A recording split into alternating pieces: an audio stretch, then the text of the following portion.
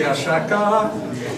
Vous êtes ce soir dans le salon Albert Mola, vous qui nous écoutez et vous qui nous écoutez grâce au site mola.com. Je receveur au microphone, soirée exceptionnelle. On le voit, l'assistance plus que nombreuse. Nous recevons Bernard Pivot pour son deuxième roman, Oui, mais quelle est la question, publié chez Nil. Mesdames et messieurs, vous avez en face de vous deux malades.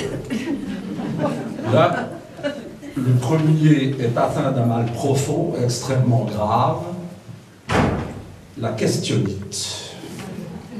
Le deuxième est atteint de démence précoce, parce qu'il faut être fou ou inconscient pour prétendre poser des questions à l'intervieweur le plus célèbre de France.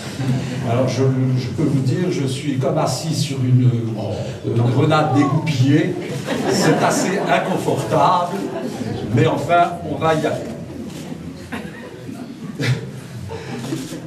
D'ailleurs, vous me dites, poser des questions, c'est prendre des risques, c'est s'exposer, c'est se mettre en danger. Donc, je vous le dis, je vous le confirme, la grenade est là. Quand j'ai reçu votre livre, avant de l'ouvrir, j'ai ressorti dans la bibliothèque celui que vous aviez écrit avant. Et je me suis dit, mais non d'une pique, il avait dit qu'il écrirait un bouquin. Hein? D'ailleurs, vous le dites, il est dans mes intentions, alors vous vous souvenez les mots de ma vie.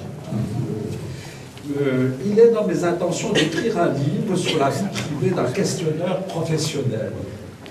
Un enfer pour ses proches et pour lui. Alors la question qui découle de cela, c'est de dire, est-ce que votre vie a été un enfer et est-ce que vous avez fait subir un enfer aux autres? Non.